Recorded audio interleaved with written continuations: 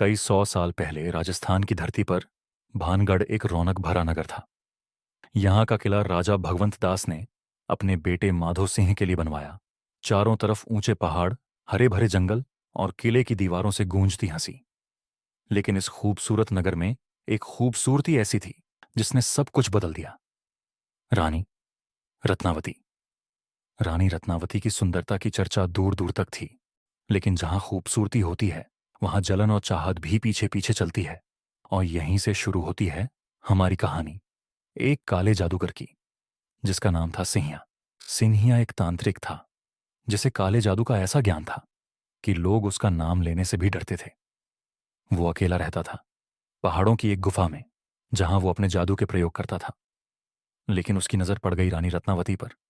उसने ठान लिया कि वो रानी को अपना बना लेगा, चाहे इसके लिए उसे कितना भी नीचे क्यों ना गिरना पड़े। एक दिन रानी अपनी सखियों के साथ बाजार गईं। वो कुछ सुगंधित तेल और सौंदर्य की चीजें खरीद रही थी। सिंहिया को ये मौका मिल गया। उसने एक जादुई औषधि बनाई, एक ऐसा प्रेम मंत्र जो रानी को हमेशा के लिए उसका बना देता।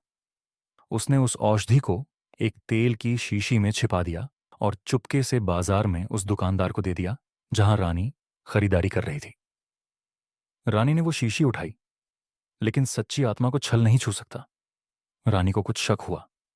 उसने शीशी को ध्यान से देखा और फिर अचानक उसे एक बड़े पत्थर पर फेंक दिया। जैसे ही वो औषधि पत्थर से टकराई, कुछ अनहोनी होने लगी।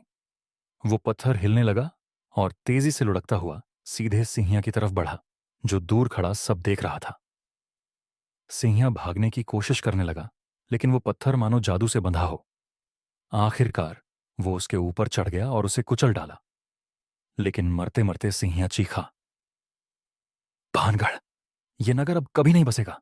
यहाँ की हर सांस, हर दीवार मेरे श्राप से तबाह हो जाएगी।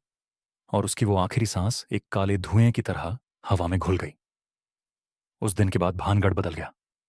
कुछ कहते हैं कि जल्द ही वहां हमला हुआ, शायद मुगलों का। पूरा नगर खंडहर बन गया।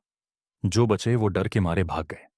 लेकिन लोग कहते हैं कि सिंहिया का श्राप आज भी वहां गूंजता है। रात के सन्नाटे में किले की दीवारों से चीखें सुनाई देती हैं। हवा में ठंडी सिहरन दौड़ती है। और जो भी सूरज ढलने के बाद वहां रुकने की हिम्मत करता है, वो कभी वापस नहीं लौटता।